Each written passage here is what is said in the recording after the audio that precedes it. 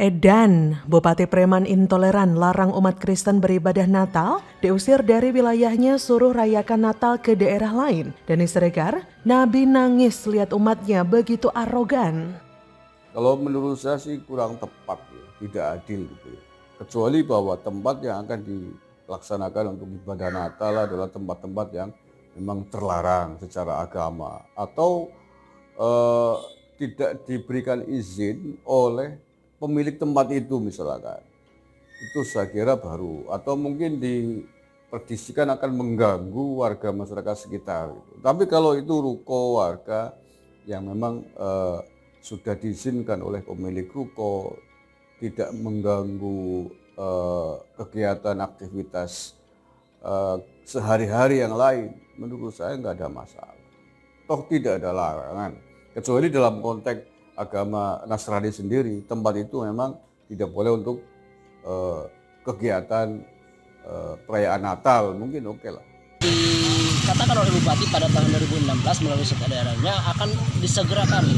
Akan tetapi sampai detik ini Bupati belum sempat mengaplikasikan apa yang telah dia sampaikan, sehingga akhirnya ini menjadi perkumpulan dan juga titik klimaks daripada masyarakat, sehingga akhirnya gerakan seperti inilah yang terjadi.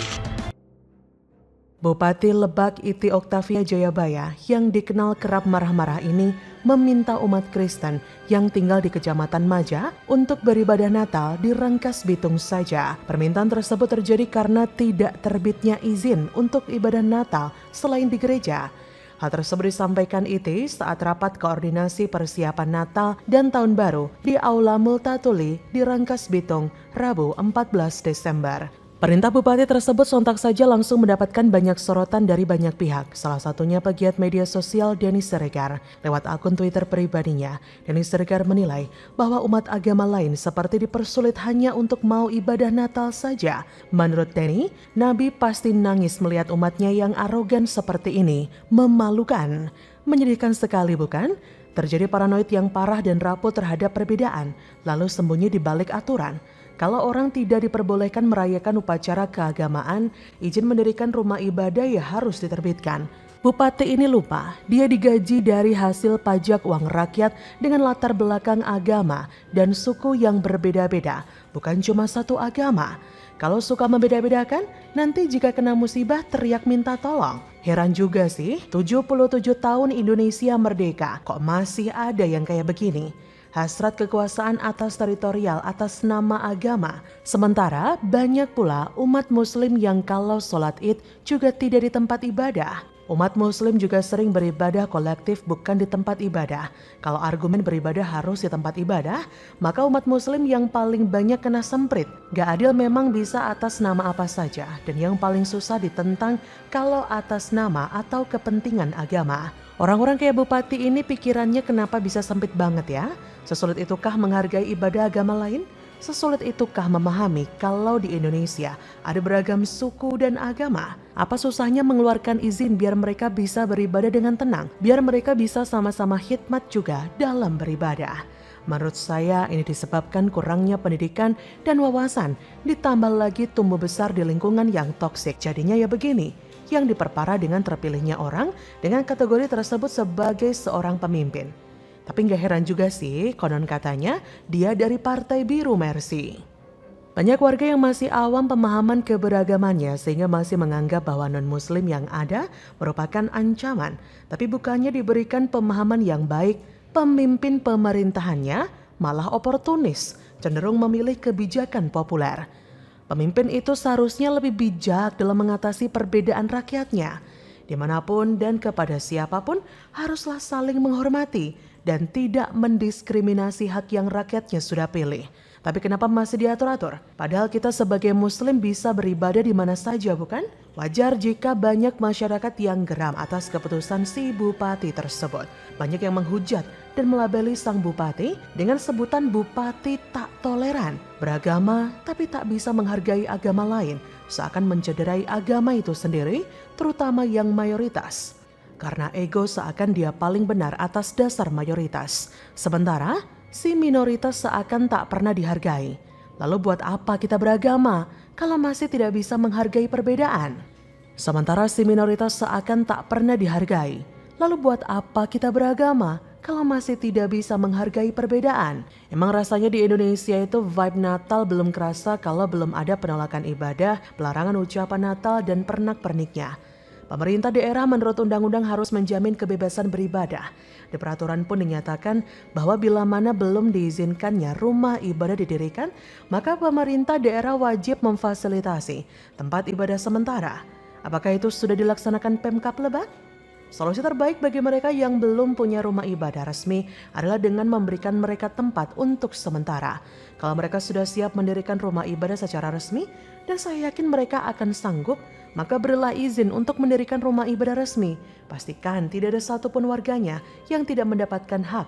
Gak enak juga nanti kalau Lebak dikenal sebagai kabupaten intoleran. Jadi bagaimana menurut Anda?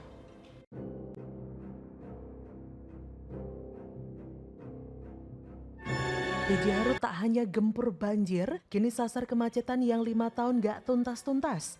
Gak perlu penghargaan, yang penting kerja dulu. Ngene cek kurangi kecepatan piye, ora mlaku blas. Ora mlaku blas, macet. Kok iso omong kurangi kecepatan. Blas ora mlaku. Gusti, piye iki arep nyambut gawe iki, Gusti? Padat sih setelah PPKM level 3 ini sih.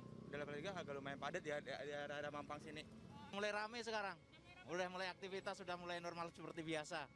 Cuman tetap masih jaga protokol sih. Dan minggu sebelumnya ini sudah mulai ada peningkatan juga karena pertama mal-mal sudah mulai buka. Kemudian tempat-tempat umum juga sudah mulai buka walaupun dengan jumlah pengunjung dan jam operasional yang dibatasi. Berharap kehadiran seorang Heru Budi ini menjadi sosok penyelamat Jakarta, penyelamat Indonesia. Karena apa? Beliau sangat profesional. Dan saya mempersilahkan pada orang-orang yang selama ini berkerumun di sekeliling Anies Baswedan untuk siap-siap gemetar, kemeriang, panas, dingin. Lihat saja. Pemerintah Kota Jakarta Pusat menggelar rapat pimpinan gabungan membahas sejumlah isu prioritas untuk 2023 mendatang. Beberapa isu yang dibahas mulai dari penanganan banjir di daerah rawan hingga penataan pedagang kaki lima PKL Tanah Abang. Rapim diadakan di kantor Wali Kota Administrasi Jakarta Pusat, Senin 5 Desember 2022. Rapat dihadiri oleh PJ Gubernur DKI Heru Budi Hartono yang didampingi oleh Asisten Pemerintahan Sekda DKI Sigit Wijatmoko serta Kepala BKD DKI Maria Kiptia. Dalam kesempatan itu Heru memberikan sejumlah arahan kepada seluruh jajaran ASN di lingkungan Pemkot Jakpus. Ia juga meminta jajaran Pemkot Jakpus melakukan evaluasi program kerja selama tahun ini untuk perbaikan tahun depan. Heru juga menghimbau seluruh ASN untuk sadar akan tanggung jawab dalam bertugas di bagian manapun bidang apapun. Ia pun mengingatkan agar segala pekerjaan mempunyai target, sehingga dalam bertugas ada tolak ukur yang jelas, agar tidak ada waktu untuk menunda, sehingga integritas sebagai abdi negara tetap terjaga karena ini demi warga Jakarta. Ex-Wali Kota Jakarta Utara itu juga mewanti-wanti pentingnya koordinasi bertingkat tiap jajaran sehingga laporan kendala di lapangan bisa direspon cepat dan ditindak langsung tanpa memakan waktu lama. Perlu diketahui dalam Rapim ini turut dilakukan pembahasan yang bersifat prioritas untuk menyambut tahun 2023. Salah satunya penanganan banjir kawasan seperti Kartengsin.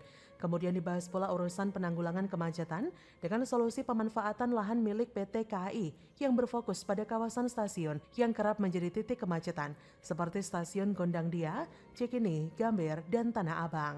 Kemudian terkait penataan kawasan, ada pembahasan yang harus menjadi target bagi setiap kelurahan Jakpus, baik pembuatan mural, penataan parkir liar, pedagang kaki lima, penyediaan lampu jalan, hingga penanaman dan perawatan pohon melalui kerjasama antara Sudin Pertamanan dan Hutan Kota, CSR, serta dengan pemerintah pusat.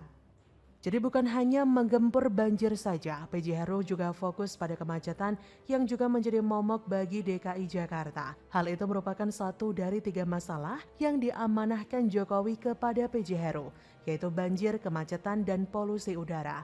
Tentu saja ada masalah lain yang harus ditangani, tetapi ketiga hal tersebut adalah masalah utama yang harus segera ditangani. PJ Heru memberikan prioritas kepada 3 masalah tersebut. PJ Heru juga telah bertemu dengan pihak Polda Metro Jaya untuk mengatasi kemacetan. Koordinasi yang dilakukan PJ Heru merupakan bentuk sinergitas antar pejabat dan aparat. Langkahnya mungkin sederhana saja, yaitu koordinasi, tetapi langkah ini penting dilakukan. PJ Heru tahu bahwa Jakarta adalah milik banyak pihak. Permasalahan Jakarta tidak mungkin diselesaikan sendiri, tetapi perlu dukungan banyak pihak. Karena itulah, koordinasi adalah langkah biasa tetapi dampaknya bisa luar biasa. Jadi upaya-upaya seperti inilah yang diperlukan dari pejabat daerah, terbukti bekerja, tidak banyak bicara, berintegrasi dengan pemerintah pusat dan pihak-pihak terkait sebagai upaya pemulihan yang berkelanjutan. Peduli setan dengan penghargaan, yang penting kerja dulu. Bagaimana menurut Anda?